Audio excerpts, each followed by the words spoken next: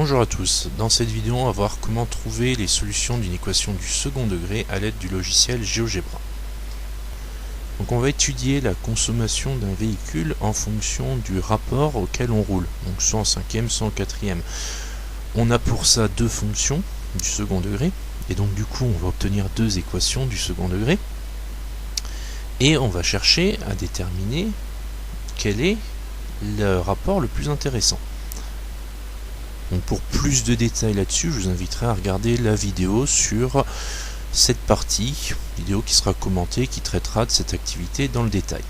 Là je remets juste les solutions qu'on a trouvées en faisant le calcul à la main pour voir ensuite avec GeoGebra ce que ça donne. Donc là je me retrouve sur GeoGebra où j'ai rentré mes deux fonctions du second degré correspondant aux deux équations que l'on cherche à résoudre. Donc la première ici et la deuxième ici.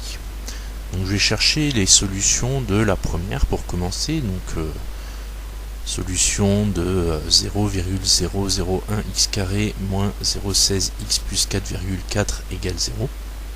Chercher les solutions. Alors, déjà, je vais apparaître la courbe. Ce serait une première chose.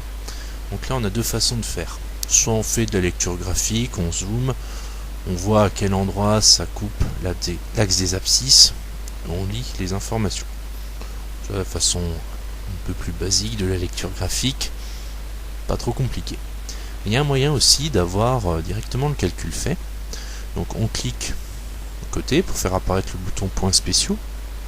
On clique sur points spéciaux et on a les points spéciaux qui sont calculés.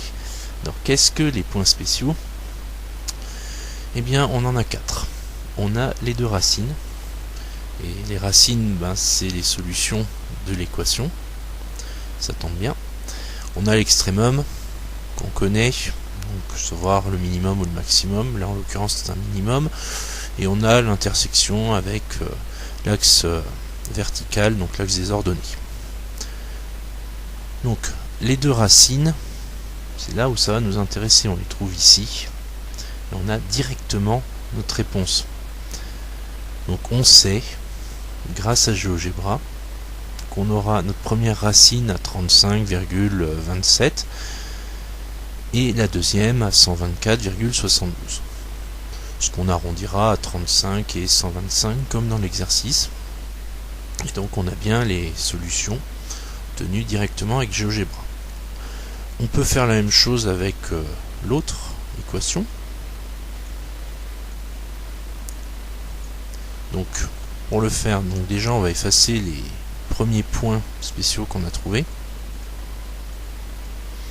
Ensuite pour plus de lisibilité, on va ne faire apparaître que la fonction g. Et là pareil, on clique à côté, on a points spéciaux qui apparaissent et on a nos points spéciaux qui sont obtenus directement. Donc là on confirme bien, comme dans l'activité, qu'on a bien la première racine à 27,5 et la deuxième à 80.